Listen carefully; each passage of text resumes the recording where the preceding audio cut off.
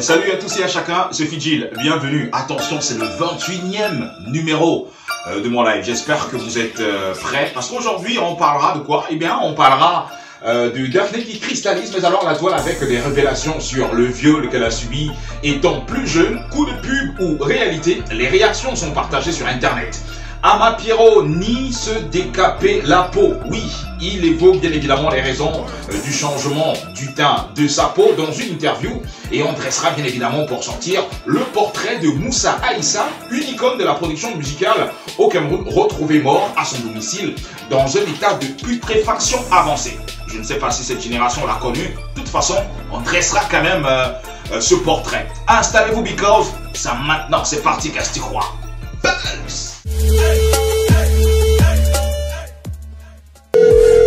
Allô? Yo yo. Oui, Carole.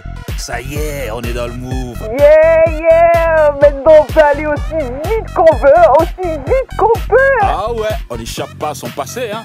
Et le nôtre vient de nous rattraper. Ça vaille. Faut que ça move. Entre les interwebs, les affiches du jour, les people, les dernières sorties musicales, on va danser le maco, ça. Retrouvez Fidjil et Carole de lundi à vendredi entre 16h et 18h pour une diffusion de Good Vibes sur Suite FM. Move.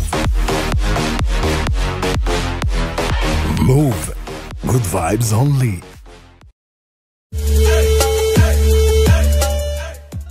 Alors, il y a quelques jours, Daphné a fait donc des révélations sur le viol dont elle a été victime il y a de cela quelques années, lorsqu'elle était encore beaucoup plus jeune. Alors, la chanteuse l'a révélé sur son compte Facebook, suivi d'une photo où elle apparaît crâne rasé. On sait désormais pourquoi elle s'est rasé le crâne, Daphné. Des révélations qui font état de ce qu'elle a traversé comme galère entre dépression, crise d'anxiété, souffrance, maladie, dégoût, abus, bref, des mots qu'elle a finalement évacués à travers des mots sur son compte Facebook.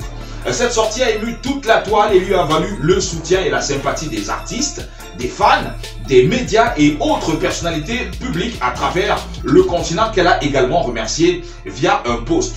Mais vous savez qu'on ne contrôle pas les réactions des uns et des autres sur la toile. Eh bien, pendant que certains soutenaient Daphné dans son coming out, d'autres se moquaient et pensent que Daphné raconte des inepties pour s'attirer la sympathie du public en victimisant. Encore que ça fait un bout qu'elle n'a pas sorti de chansons, donc il fallait trouver quelque chose qui allait occuper le public entre-temps. D'autres pensent que certes, elle a été violée, mais que sa sortie est un coup de pub, une stratégie marketing pour faire connaître sa fondation Be Woman by Daphné sur Instagram et Black Empowered Woman sur Facebook. Je ne vais pas vous parler d'autres moqueries et sarcasmes plus acerbes à son endroit, parce que très insoutenable. Bref, à tout cela, Daphné a répondu par une photo d'elle en tenue, mais alors super sexy. Alors, le live de Fidjil condamne, mais alors fermement, le viol et toute violence faite à l'endroit des femmes. Nous sommes contre. Buzz! Vous connaissez Ama Pierrot? Naturellement que vous connaissez Ama Pierrot. En fait, c'est le général du Nikouti. Alors, lors d'une interview, on lui a posé la question de savoir pourquoi est-ce que sa peau change de couleur. Enfin, on lui a posé la question s'il se décape. Eh bien, il a nié les faits et il a avancé pas mal de raisons. Alors, le célèbre chanteur de Bikouti était donc face à Eric Christiania il y a quelques temps déjà, à l'occasion d'une émission diffusée sur la chaîne nationale. Quand on lui a posé la question de savoir s'il se décape la peau, il a nié tout en bloc et comme explication, il a dit que le changement de son teint est dû aux moyens financiers qu'il a désormais, mais aussi aux vertus de l'eau de Suisse à laquelle il se lave quand il est en Europe. Regardez plutôt. Est-ce que vous vous décapez la peau? S'il vous plaît, je réponds à la question, non? Est-ce qu'on est en train de courir? Bon, tu n'as pas besoin de te oindre. L'eau seule, quand tu viens à peine d'arriver, tu quittes le Cameroun, tu arrives, que ce soit en France ou en Europe. Regardez la baignoire, vous allez voir comment la baignoire est sale, comment le calcaire te nettoie.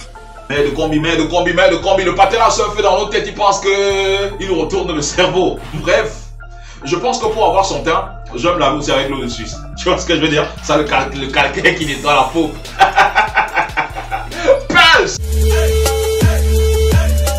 Alors, Moussa Aïssam n'est plus, je ne sais pas si cette jeune génération connaît bien évidemment cet individu dont vous voyez la photo. Eh bien, c'est une icône de la production musicale au Cameroun.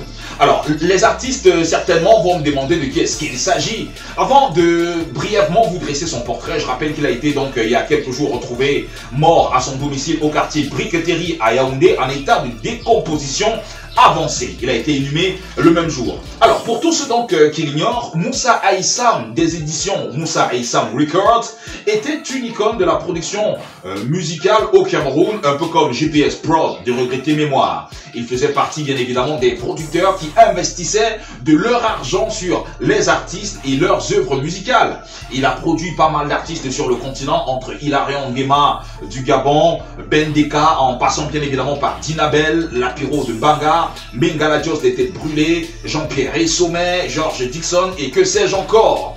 Et avant de mourir, je rappelle qu'il était deuxième vice-président du conseil d'administration de la Sonacam aux côtés de Sanfan Thomas des studios Makassi. Voilà donc le bref portrait sur cette icône de la musique, cette icône de la production de la musique camerounaise. Je rappelle qu'au Cameroun, il n'y a plus des producteurs, il n'y a plus de producteurs qui courent les rues. Donc on a une pensée pieuse pour lui et une grosse pensée pour sa famille. Peace.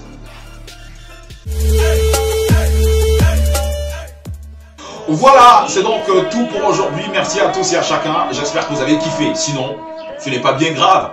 Vous avez la possibilité de nous joindre sur toutes nos différentes plateformes digitales. Et vous savez ce qu'il vous reste à faire lorsque vous êtes sur YouTube.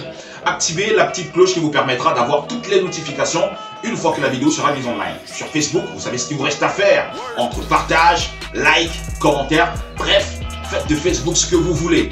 On va se séparer bien évidemment avec cette pensée pour toutes les victimes du cancer du sein. Ouais, nous sommes au mois d'octobre. Et donc c'est Octobre Rose. Soutenons donc toutes ces personnes, enfin surtout toutes ces femmes qui sont atteintes de cancer du sein parce que c'est super compliqué. Et moi-même je ne savais pas que les hommes y étaient concernés. Right? Donc une pensée pour toutes ces personnes. On se sépare, prenez soin de vous pour nous et n'oubliez pas de pulser fort. Cheers!